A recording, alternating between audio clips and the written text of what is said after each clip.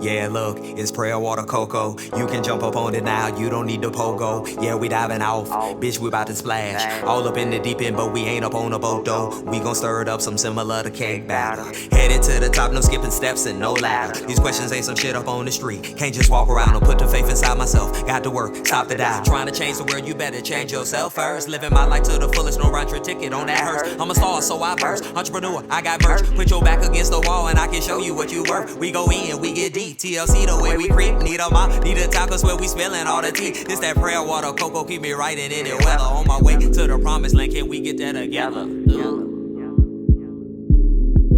look, it's prayer water cocoa. You can jump up on it now, you don't need the photo. Yeah, we diving out, we about to splash. All up in the deep end, but we ain't up on the boat though. We gon' stir it up some similar to cake batter.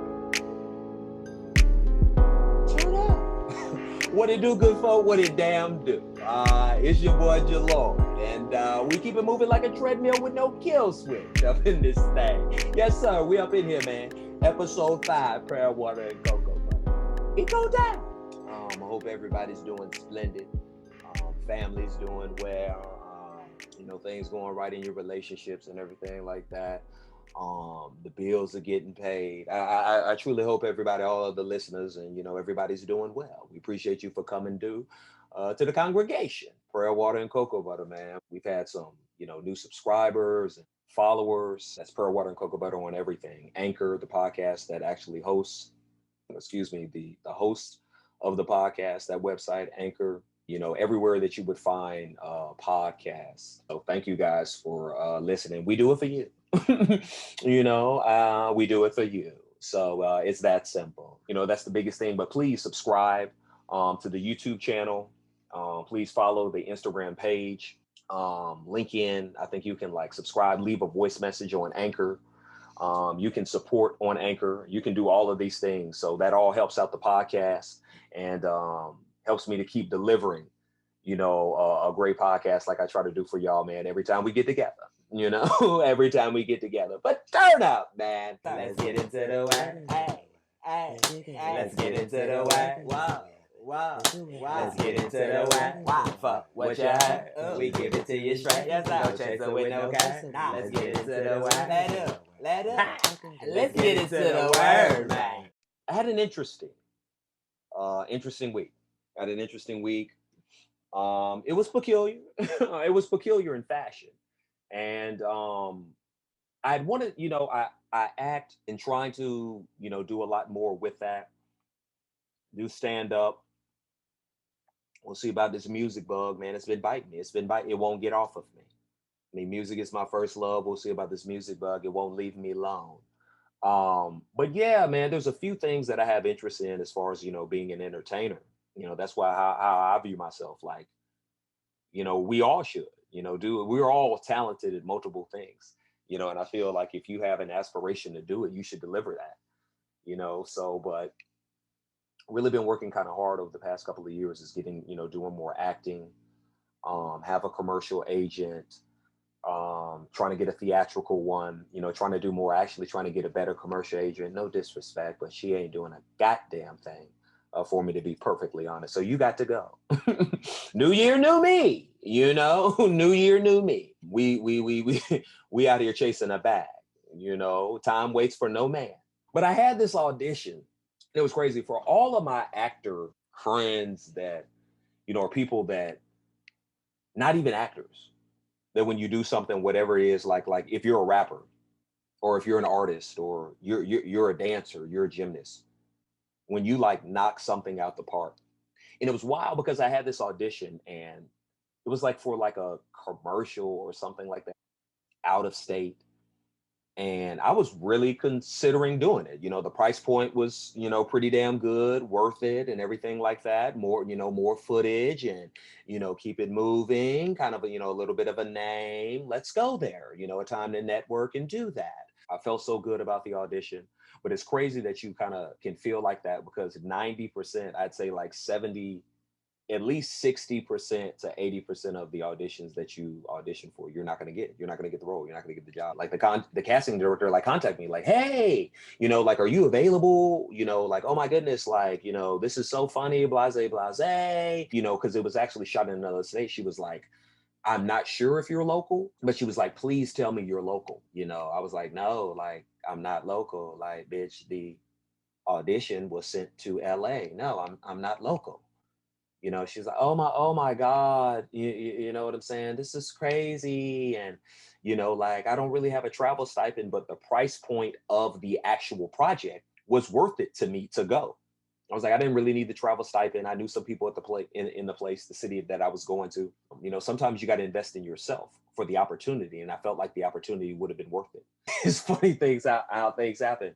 Because sure enough, her response was just so weird and just like I was like, what is going on? Like, are we doing this or not? Like, oh boy, it was a it was a dark day. I remember something that Andrea Lang, my guest actually that we had on episode 4 of Prayer Water and Cocoa Butter, had said about these non-union jobs. And for anybody that doesn't know, like, you have union jobs and non-union jobs. Like, union jobs are like SAG affiliated or some type of union affiliated procedure where they make sure you get paid a certain rate, and you got to have this, and the hours can't be this long, and you got to have this food, and everybody gets a break.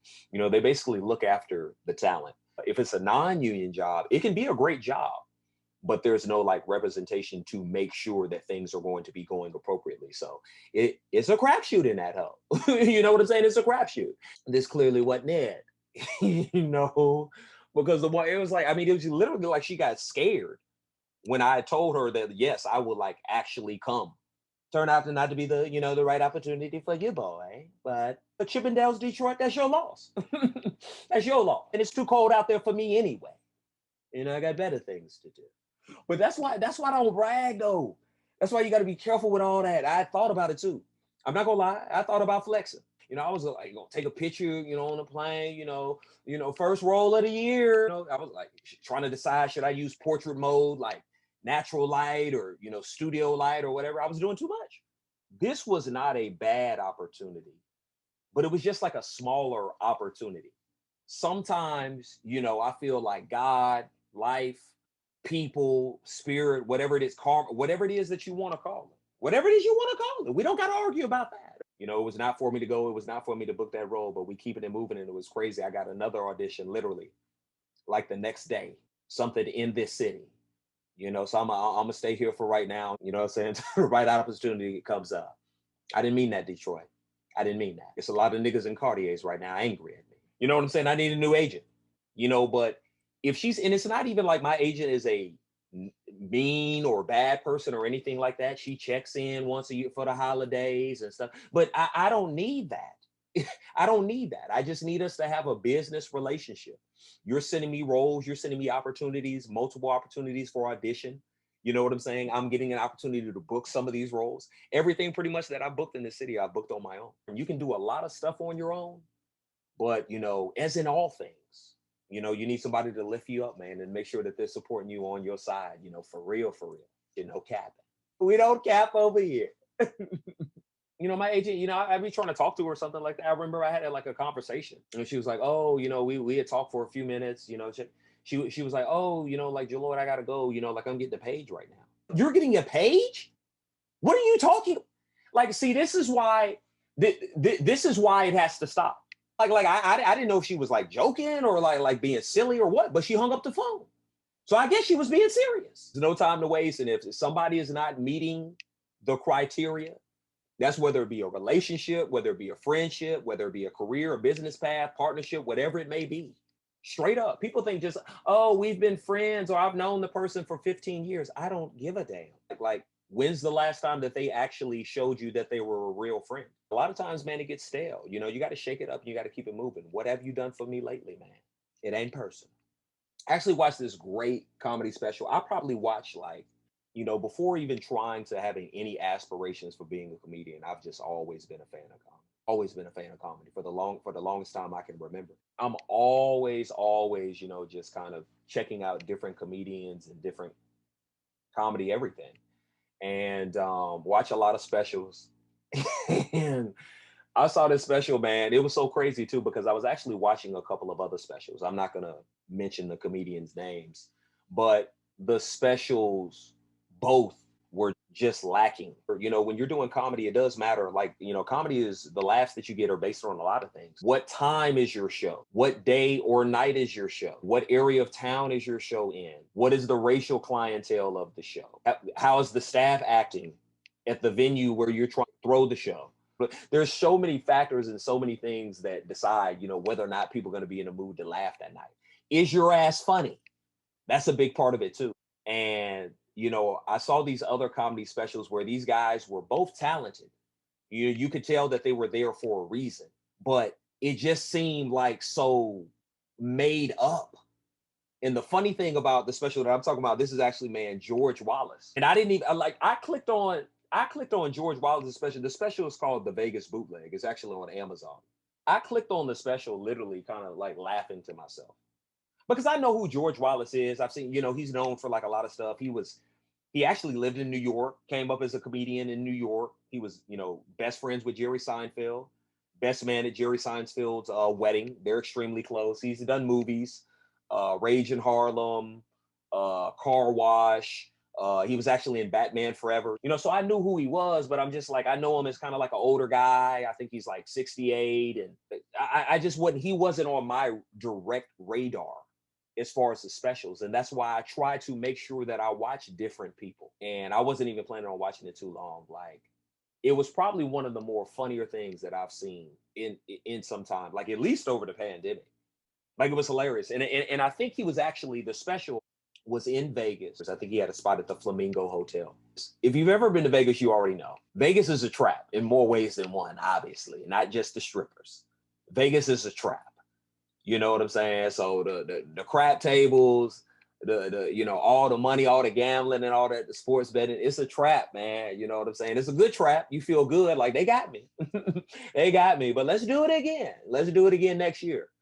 So I've been to Vegas, and I've been to, like, some of like the magic shows and stuff like that. I will never forget going to see David Copperfield and literally my heart being broken as a grown man. David Copperfield did the most basic magic I've ever seen. Like it was so obvious that it was like plants in the audience, and like he was, doing routine shit. You know what I'm saying? Like, rabbit out of hat, but the rabbit had a gold chain on. Like, I don't give a damn.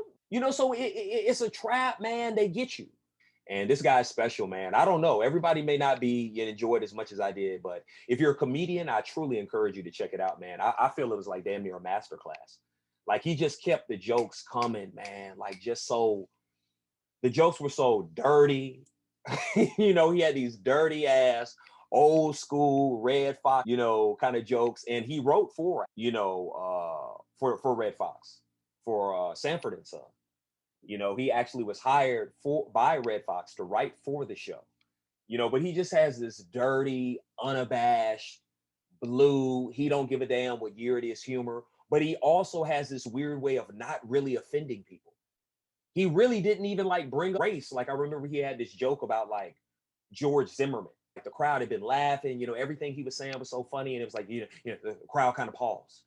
Like, kind of for a second, kind of got like, a little bit tense, but he didn't give him an opportunity. He had like made a joke, about everybody basically having the name George who had been liars, like, George Bush and, like George Washington. And, he had kind of made this joke. He had this Nancy Grace joke that was hilarious. This joke about Ethiopia. I ain't gonna repeat it. It was foul. It was foul, but he just had some great stuff, man. And it's great to see humor like that. A lot of times when, speech is so constricted and judged and broken down and diced up and analyzed. Sometimes it's just, people trying to be funny, but I think that's the thing. People were laughing because it was funny.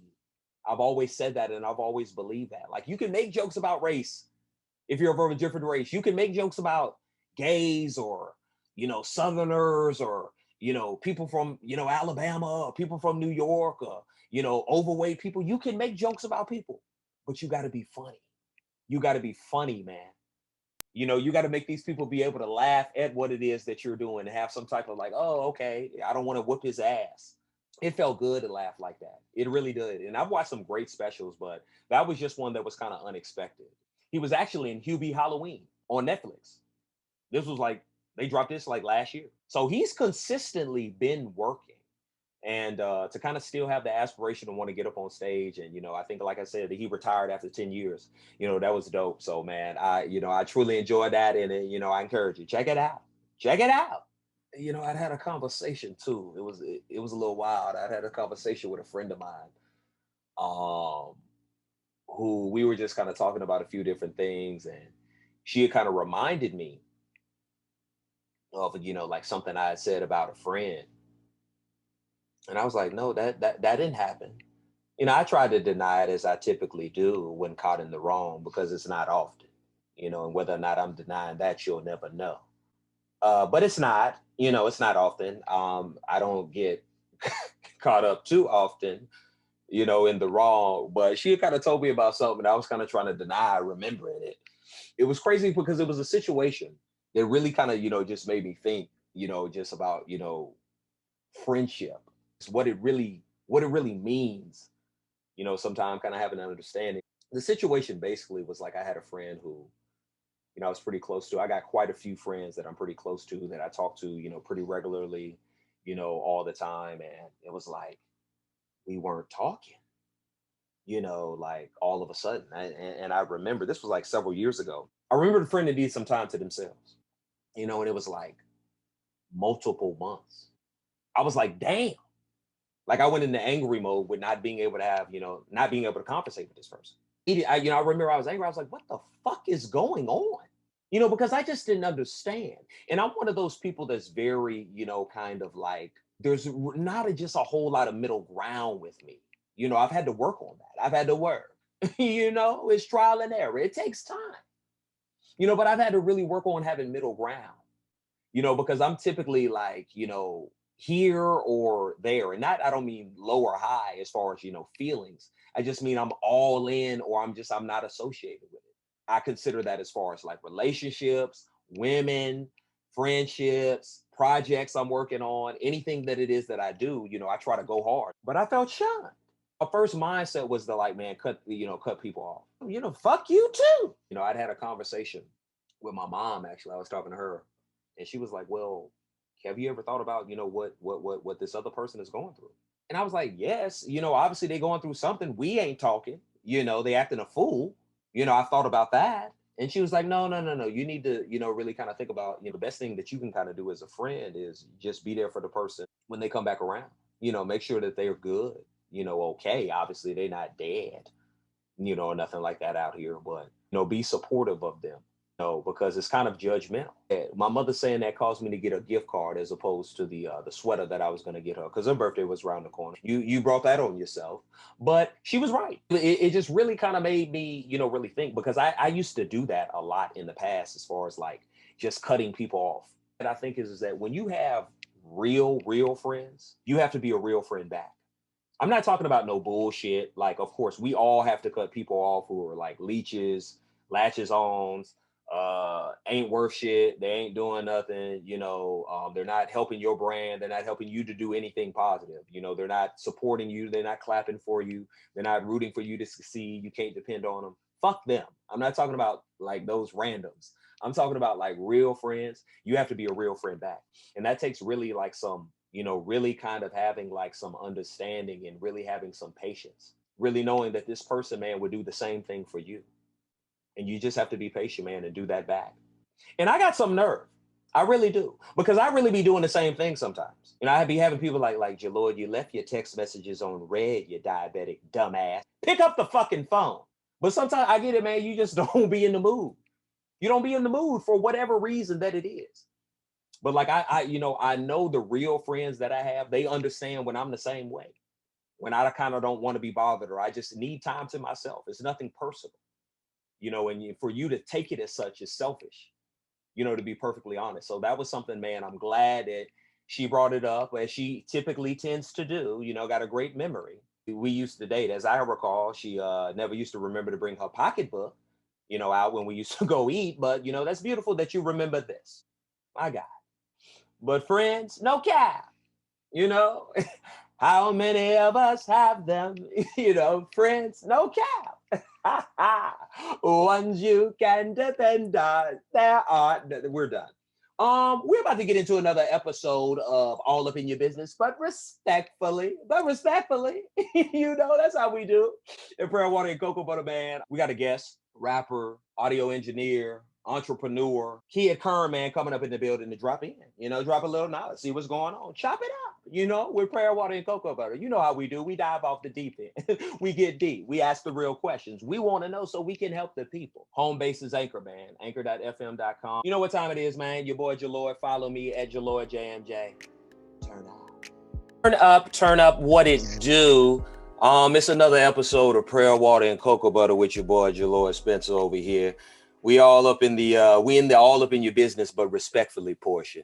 And we got a great guest that I'm excited to talk to. We got Kid Kern, an artist hailing from Clark Summit, Pennsylvania, and now residing in LA. Rapper, audio engineer, entrepreneur.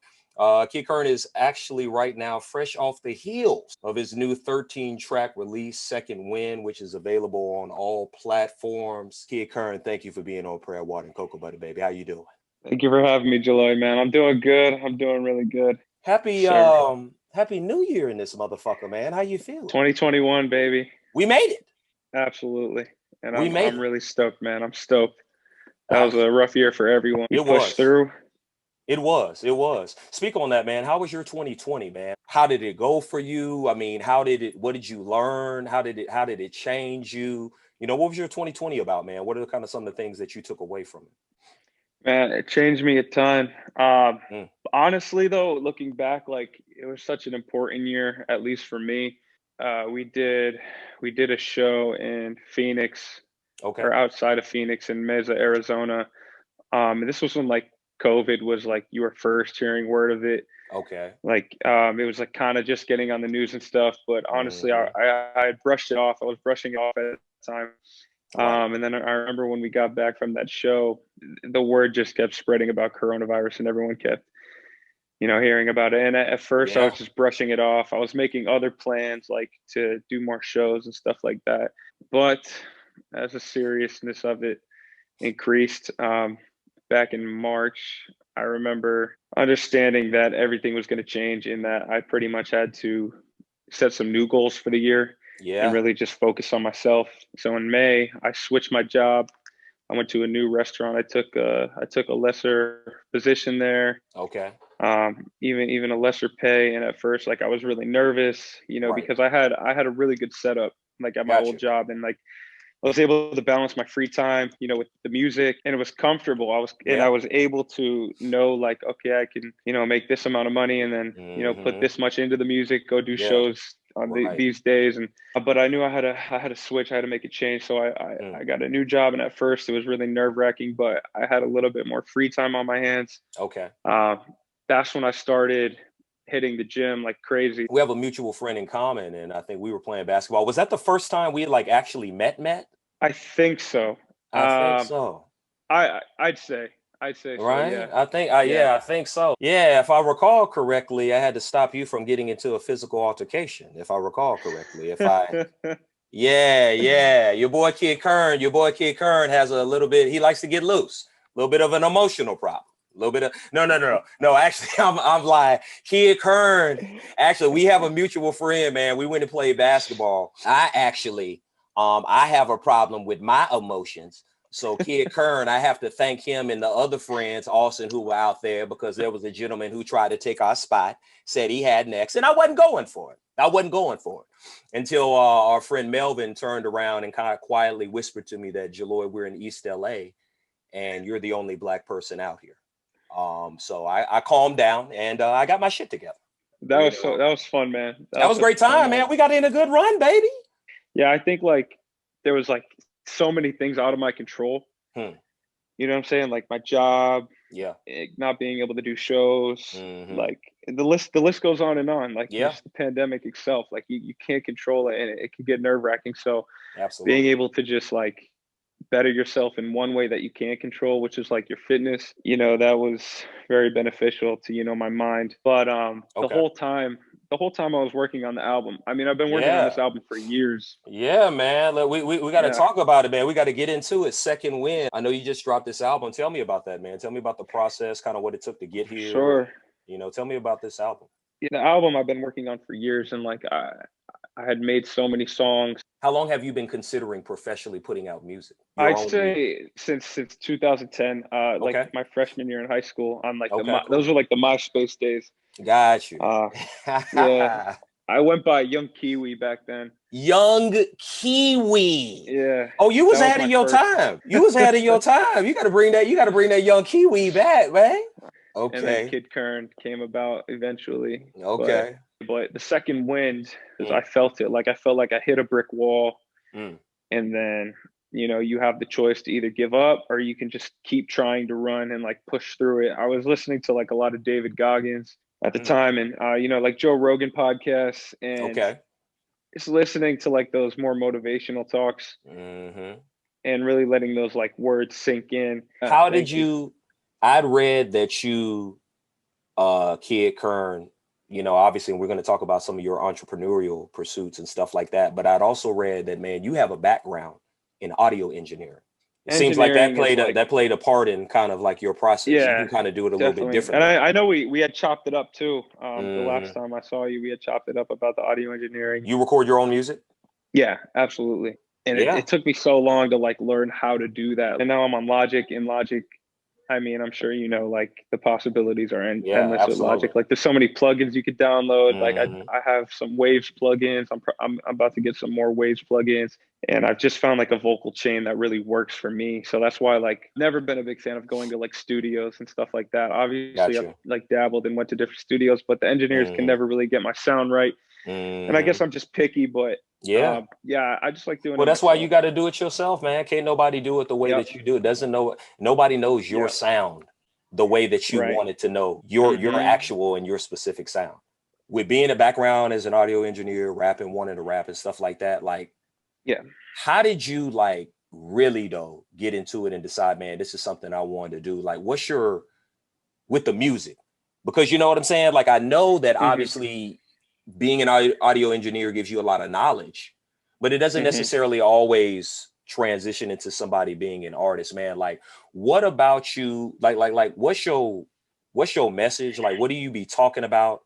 How did you get into the rap? Was it an influence of people around you, family, friends, just your purpose? Like, what do you be talking about, man? How did you really decide, like, man, look, I want to put out an album. Like, I want my voice to be heard. I want to put out music. Because I've heard you talk about, man, you got to your debut album. I've heard you talk about it, and I read online. You've done like hundreds of songs, you said. You know Yeah. what I'm saying? So how did it get to the point of, man, I want other people to hear this, man? It starts with my brother, going Mm, way, way back. Like, so my brother was just like a big music head. Like, okay. he loves music and still does. And like at an early age, when I was like 7 years old, even I could remember back, my brother was always like constantly playing different types of music around me. And like we always hung out like in our younger days. I just remember like, and my brother just like became obsessed with like downloading music, and that was Mm. like the LimeWire days. Oh, I yeah. think Kazaa, like those like illegal No, no, music don't, downloading. Kid Kern, don't come at me with the age thing. Don't say, Jaloid, yes, I know every program that you're talking about. I was trying to act like I didn't know what you was talking about. Cause what's that? I know everything you're talking about. Shit. When you said MySpace, I had to Yes, hold sir. myself back. I had to hold myself back when you started talking about MySpace. Remember listening to all that stuff, like even Nas, like Green Day, Blink 182, Eminem, 50 Cent. Like Okay. that was like the earliest music I kind of remember. But like I liked, Mm-hmm. finding certain melodies, even like not Mm-hmm. just rapping, but like you singing and finding melodies. Like Mm-hmm. I remember, like this just became like a hobby. Like from this small town I'm from, like no one does anything like that. You know what I mean? Mm. Like I don't know a lot about Pennsylvania. I'm from your boys. yeah, I'm just a simple country boy, Kid Kern. I'm from down south. What like Clark Summit, Pennsylvania? Like what was that upbringing like? What big city is it next to? How was it like being raised out there? so it's just outside of Scranton, like from the Okay. office. Scranton, Wilkes-Barre area. That's what they call it. Like Wilkes-Barre is like probably like 30 minutes south of Scranton. The population's pretty big if you actually put those two cities together. Got you. I think it's the third biggest city in PA next to Philly and Pittsburgh. Like, Okay. sports is pretty much the only thing that gets talked about. Were you an athlete? Yeah. Okay. Basketball. Okay. Okay, cool. But for the most part, at least from my specific hometown, Clark Summit, like for years, there was like no rappers. It wasn't even like a hobby. I'm from Houston, which is a more like, I'd say a very diverse place. Mhm. You don't look like maybe rapper would be at the top of your LinkedIn profile. So Yeah. have you, with your experience starting out there, was there a diversity? Was there like a, or was it weird to be a white rapper? Was that something weird, or did you kind of come up where you were supported? So basically, like for me, like it was never weird. But like for people around me, it was definitely weird. Like everyone had their own opinions on it. You know what I mean? Like, and definitely like the white rapper thing, people would always bring that up. Like, oh, you're a white rapper. And like, but I was like, what does that even mean? I'm like, now you can look and there's so many different rappers and it's so diverse that I don't think that gets thought about too much anymore. You know what I mean? But at the time, it was like definitely weird for people. But, you know, I always just kind of like brushed that off, and like I never paid too much attention to it because I just knew I loved making music. People are going to vibe with it or they're not going to. And I think artists still kind of have this mentality that like, if they do have it, they need to snap out of it. But they think like you need to start with your hometown. Interesting. And you need to like get all of them on your side. And like, if you want to do shows, you have to like start at your like local cafe or like, and at first I thought that too. Like, I was doing like the local talent shows, and like, I thought that was the only way. And I had to get people from my hometown. Like I was selling CDs, but like the love was never there, man. And like, honestly, like it wasn't there until my senior year in high school. That was when like, you know, it became more reasonable. Like, because guys like Mac Miller were popping off. Like at first, like I thought like the only way for me to blow up was like getting started in my hometown, and then people from my hometown will link me with, dude, with the internet. You're so accurate about the internet. And, you know, I think talking about doing these things, because like you say, if you can't, it helps to dissipate and put away a lot of things like color and a lot of ignorant things. And it helps to just put, do we like this shit? Talent. Do we like, are we fucking with it? Right. Because like you say, the club, your club, your local club may not fuck with you. And then it's like, what? I can't be a rapper because, you know what I'm saying? These local artists don't fuck with me. I can build a whole fan base. I can drop an EP on SoundCloud and have thousands of people be like, man, we love this motherfucker. Their internet has been so powerful for the artists, man, to be able to kind of like do their own thing and facilitate their own process. How long have you been in LA? 4.5 years now. Just over 4 years, almost 4.5 years. What inspired the move? So I found out about the LA Film School. Okay. But I went to the film school for business, entertainment business. Like that was just like one of the things that I knew I was going to do when I moved to LA, but I wanted to move to LA regardless for years before that. My first mixtape was called Cali Visions. I just always had the dream. You knew. Like, you knew, even in Pennsylvania. I knew I'd end up here. Okay. That's what's up. People didn't think I'd move out here. Like they always thought that was the craziest thing. Like not even like being a rapper, but just like moving to LA. I'm telling you, they thought that was crazy. Well, it's such a big move, Kid Kern. It's such a big move. Like most people will never even take the time and the opportunity or have the guts to even move to LA. It's a bitch just to get out here.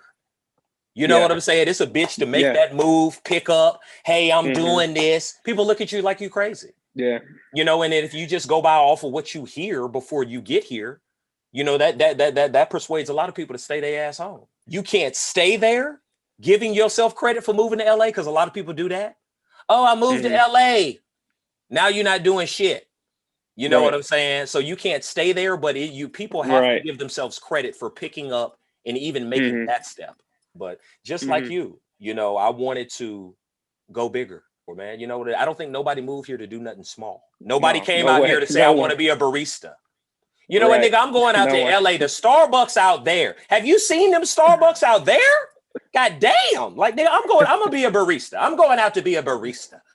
Now, Yeah. I mean, ain't nothing wrong with getting your motherfucking grind on and doing what you need to do to get to your goal. But Yeah. you said it. It's about those big Yeah. goals, those big Yeah. dreams. You know what I'm Yeah. saying? 100%. Speaking of 100%. that, do your parents support your goals and dreams, Kid Current? How's that been with them? Are they fucking with it? Or when your name comes up at the family reunion, do they say he's not here? Well, are they supporting, or how do they get down with that? They support for sure. Okay. At this point, but I will say it did take a while for them to understand it. Really outside of their ballpark. Like, I mean, my brother Right. for sure, he understands it. He always has understood it. My brother is definitely like a huge supporter of mine. Tell me about your Style, style. What the hell you be talking about? Your writing and yeah, recording process. for sure. So well, as far as like the process, like number one, it's just my laptop, my USB microphone, my mic stand, and my pop filter. I can bring that anywhere and make a really good sounding song. You Yeah. wouldn't know whether it was from like $1 million studio, a hotel, even. Like I could do it anywhere. So like, That's dope. I use Logic. Usually I have the beat first. Sometimes I produce my own stuff because I can't do everything. And like I think my biggest flaw, I get too hands on. Like, and I try to do so much. Like I try to do everything. My new style right now is like I'll get a beat from a producer. Now a lot of times I build around that beat. I'll add more sounds, I'll add more drums, things like that, and kind of just like tweak it a little bit to how I want it to sound. So that's like my new thing where I'm at. Okay. And kind of like build the song as it goes, so it's not so like basic and like intro, verse, chorus, like that's why like a lot of the song structures are different on Second Wind. And because I just wanted to make it different and I want to make it long. I didn't want to do what everyone else was doing. You know what I mean? Do you freestyle? Like, because I know that's the thing. That's the thing, Kid Kern. Everybody says they go in the booth. I don't write. Everybody think they Lil Wayne up in this hole. What's your process like for coming up with your lyrics? So I definitely write, but I as of lately, like for Second Wind, my new thing is I'll listen to the beat like so many times, and I will record myself and I'll just kind of mumble, like I'll mumble different melodies or different lyrics, and then I'll play it back, see how it sounds. And if I like the cadence and everything's there, then I'll start actually writing. I definitely want things to be catchy, but catchy with a meaning. So if I can't like come up with a concept or like a one line, hearing something within the first 15 seconds, I'll probably just move on to the next beat. And then I write. I take a lot of time writing usually with verses. That's basically like my process. Very cool, man. And your style? I have a lot of different styles, and that's like the first thing I should say. Like, but I think like overall, my sound is like what you hear on Second Wind. It's more of like a little bit of a darker tone, but at the same time is made to inspire you, and hopefully the hooks are catchy. Yeah. You know what I'm saying? Absolutely. Do you go off of real experiences or stuff you've been around, or how do you develop your material? It's built off of just real life and everything that I'm feeling. Like I'm mainly a quiet person. Like I'm only outgoing in like certain situations where I want to be. I don't even like telling people what I do. Like when I meet people, for the most part, I don't tell them like I'm a rapper or anything like that. Like I just keep to myself. And I observe and I live life like a normal dude. Like I go to my day job, I go to the grocery store, and I love like, you know, I live with my girl. Like I just live like a normal life, but at the same time, I have a lot inside of me. And like I feel like some people like, you know, turn to like drugs or alcohol, or they have their own ways that they get that out. But for me, it's just always been music. For me, like the way I get like all my emotions out of like everything I experience is just like making a song. Just love being able to vent, you know, and get out what I'm feeling. Like my biggest song is called Butterflies, and it's like it's a song that I don't curse in. It's like a straight pop song, just because I felt like making that song at the time. But now you like all my like most of my other songs are completely different from it. Yet like that's my biggest song, so I'm not gonna like be upset at that. That's a part of me too, you know? Right. You being able to be expressive and expansive like that, you know, obviously doesn't allow people to kind of put you in a box. And doesn't limit your money. Yeah, exactly. Get that money out here, man. If somebody want to pay you or that song pop or something like that, something, this ain't hard enough. So what you so I'm not gonna see you in the video, in the next video with a Uzi or anything in your belt strap. We're not gonna see that. I'm disappointed to hear that. I'm disappointed to hear that, Kid Kern. That's crazy. That's crazy. You know what? I hate this. Like I said, I'm from the South. So we're more about, you're an audio engineer, you can understand it. Down south, we more about that beat and that percussion, baby. That 808. You know, I don't want to hear you jibber jabbered. I came around with the switchblade. Listen, we don't be doing all that. So, but I heard you. It wasn't until I really got to college that somebody was like, my best friend had put me on. I heard you mention him first, actually. Nas. He was like, Jaloid, Jaloid, I'm telling you. He was like, bro, like, listen to this shit. And I was like, nigga, this sounds like the devil's poetry. Okay, I don't want to. This sounds like, that's what my grandmother used to call it. This sounds like the devil's poetry. I don't know what the hell Nas is talking about. Was it being from the East Coast with Nas and 50, or like how did you get on them, and who are your inspirations as far as this rap game? East Coast definitely played a big factor. Like, and listen to, like, you know, especially like New York hip hop, like Nas, Big L, Big 50, L. like, Go ahead, Kid Kern. Go ahead. Yeah, dude. You know, so like I listened to, like, you know, a lot of that style of music.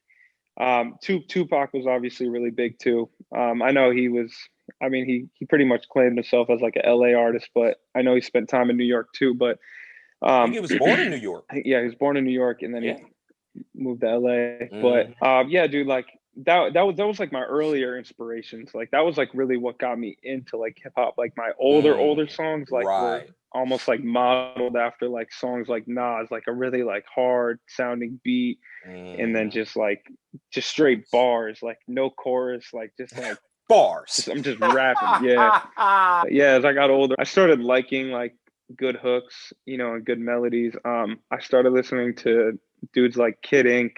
Kid Ink's still like a big inspiration of mine. I love his music. Wiz, Mac Miller. Rest in peace. G-Eazy's dope. Yeah, R.I.P. Mac Miller, man. You know, a lot of guys, those are just a few to name, but you know, all those guys, I feel like they all have kind of something similar where like they understand the importance of the chorus in their music. Got you. Even if it is them just like rapping it, it's got to be like, it's got to hit, and it's got to be easily memorable, and people have to be able to recite it back, you know. And then once you have people and you grab them with that hook in your verses is where you can really talk. And I kind of love that model of like hip hop. Hopefully I can grab people, and then once I've got them, you know, once I've got their ears tuned in, they listen to the lyrics, and then they can walk away with, you know, some inspiration or motivation. That's what's up. I was going to ask you what you want to leave people with when they hear your music. I think my main goal and like the best messages I get from people are like people who like are really on their own journey. Because me, like, I just feel like I'm like a solo like type of dude. Like I like being on my own, you know, just like not being afraid to like chase my dreams and not care what other people think of it. So like I love when people like hit me up and like I listen to your music all the time, like on my drives to the gym or, you know, whatever, this or that, because it shows that like, you know, you can make music or, you know, any form of art, you can do it so that people walk away with the takeaway of, I'm inspired by this art piece, and now I'm going to use what this person's talking about in my own world. You know, despite adversity, just keep going, you know, keep going against the grain, no matter what, like results or not. Like sometimes you're going to put in a lot of work and you're not going to get the results that you think you deserve, but you just got to keep going, and you got to fall in love with the process. Like you really got to fall in. And I know everyone talk to him, Kid Kern. Talk to him. Yeah. When you get to the point where like you just do it because you love it, and like you don't even care what people think at all. I think that's when like you're going to be truly happy, because it's not about like the numbers. Like, can you look yourself in the mirror and be like, I did all I could? Like the world's going to receive it how they want to receive it. But like, if you can't look at yourself in the mirror and tell yourself you did everything that you could, then I think that's like the hardest thing to live with. You know what I'm saying? Absolutely. Like, and I'd hate to be a person who like blows up and felt like I didn't deserve it. Kid Kern, don't and have I know me crying. that'll never be the case. Don't have me crying like a bitch on my show. I'm gonna tell you, you'll never be welcome back. If you have me cry like a bitch on my show, you will never be welcome again on Prayer, Water, and Cocoa Butter. My God, you're over here dropping gems. I did the same thing, having a job, pursuing your dream, but you were working, living with your old lady, ain't nothing wrong with that. Ain't nothing wrong with going to the gym, doing, you know what I'm saying? Being yourself. We look at Yep. these rappers and these artists and these celebrities and Yep. these entertainers. We Yep. see, we fall in love with who we think they are. 100%. We fall in love with who the image we they put think out they there. are, the image they Right. put out. You know what I'm saying? And then it's like, you got certain people who really, this is who I am. You know what I'm saying? Yeah. So I can never get mad at no man, no woman who is being true to themselves. Now, listen, I need to know. I ain't going to, this ain't no, we holding you accountable. We going to pull this in 5 years or do nothing crazy. You know, we ain't holding you like that. But who's your top 5, man? Live, dead, live, don't matter. Just people who you feel. No pressure. No pressure. Just your top 5 favorite rap artists. Oh my goodness. That's a crazy question. I'm gonna throw Wiz and Mac on there. Wiz and Mac. Right on. Tupac. Okay, that's 3. This is just like what they've done for me. Like Absolutely. This is probably the people I've listened to the most. I wanted to know your favorite artist. This is so tough, man. You got 2 more, baby. You got. Listen, if anybody gets on your back, Jalorda, stay the hell off of Kid Curd. Okay, this is a question.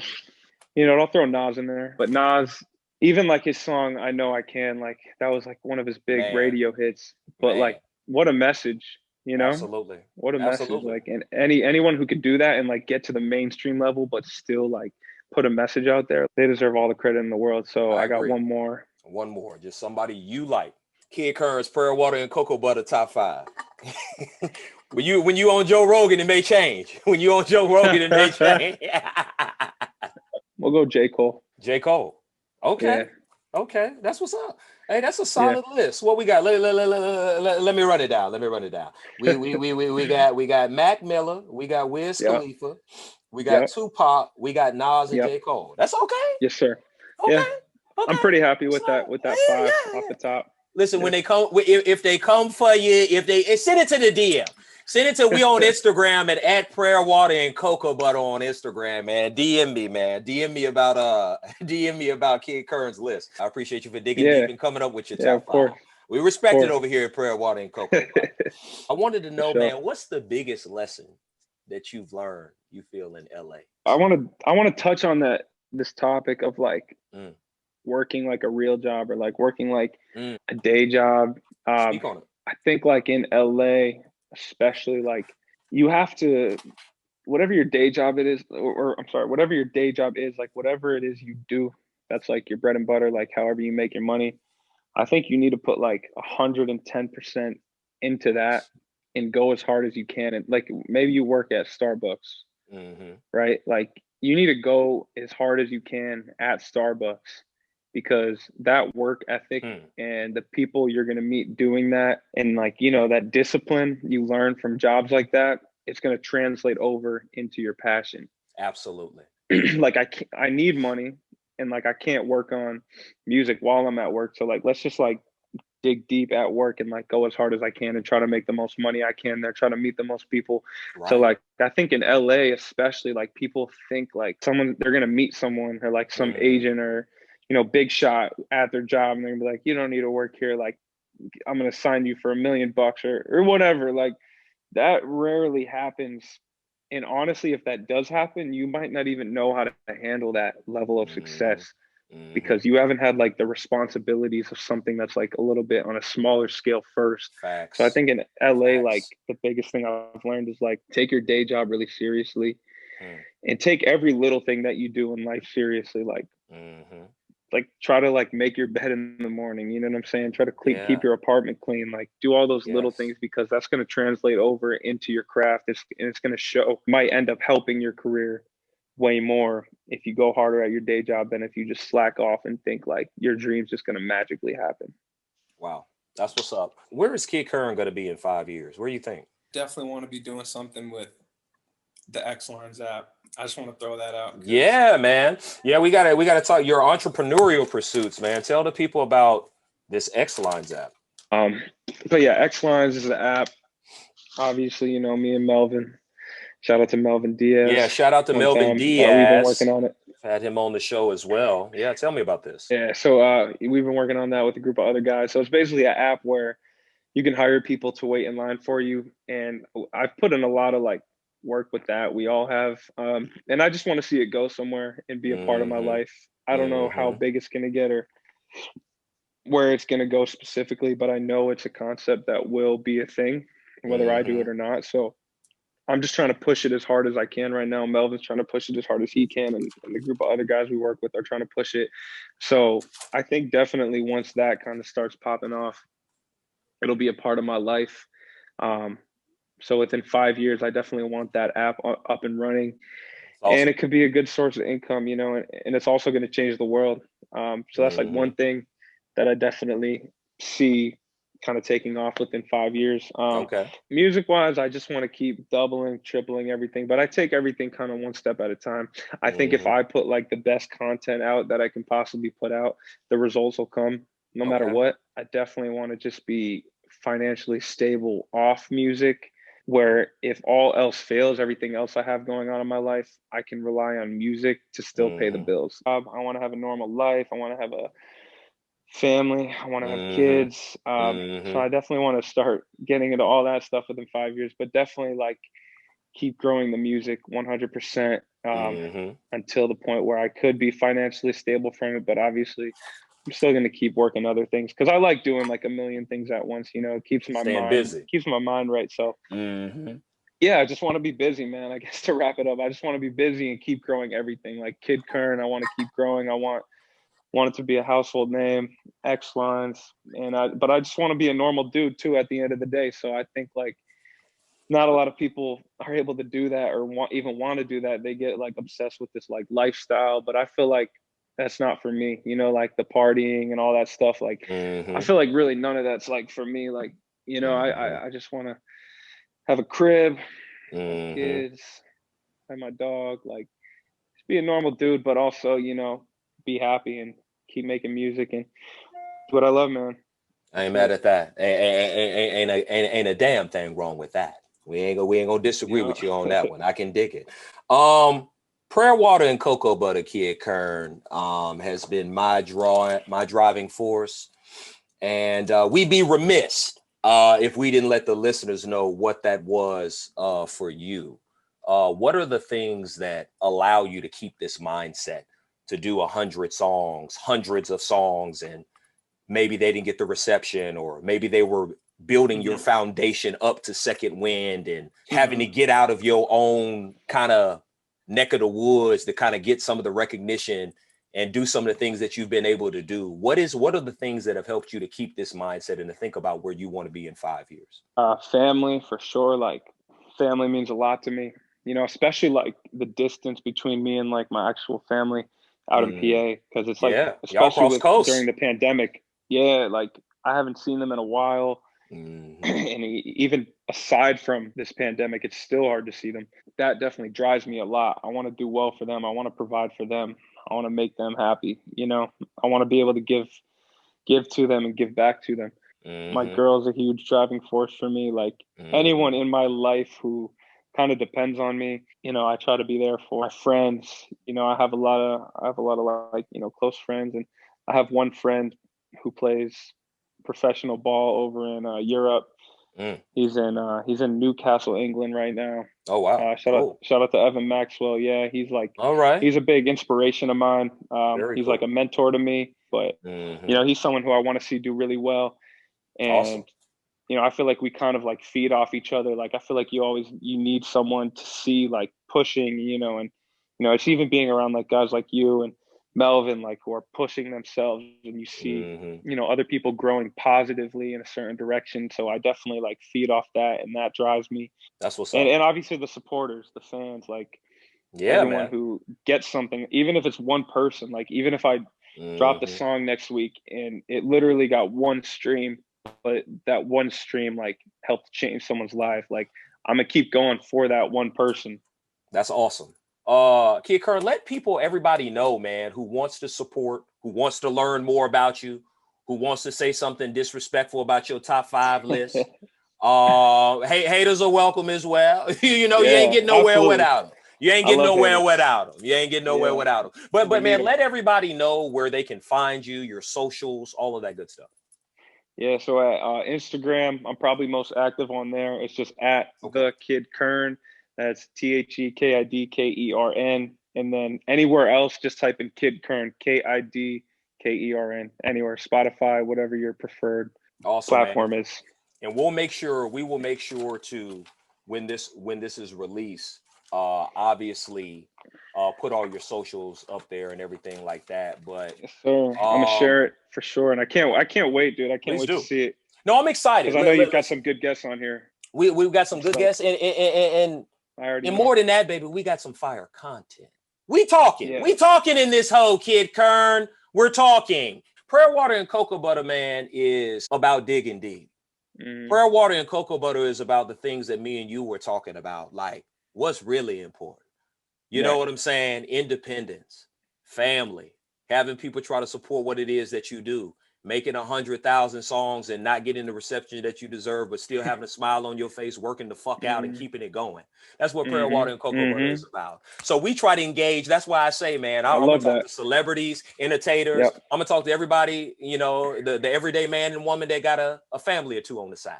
You know what I'm saying? But people just trying to make it. People just trying to make it, man. But I appreciate you so much for taking the time to check in with us today, man. I really, really do. Thank you so much. We wish you the best in 2021. We wish you the best with the album, S1-When. Y'all go get that. It's on all streaming platforms. Hit up Kid Kern. Hey, nothing but love, baby. All love. Nothing but love, man. We appreciate you, big dog. All right, Joel. Thank you so much for having me, bro. Absolutely.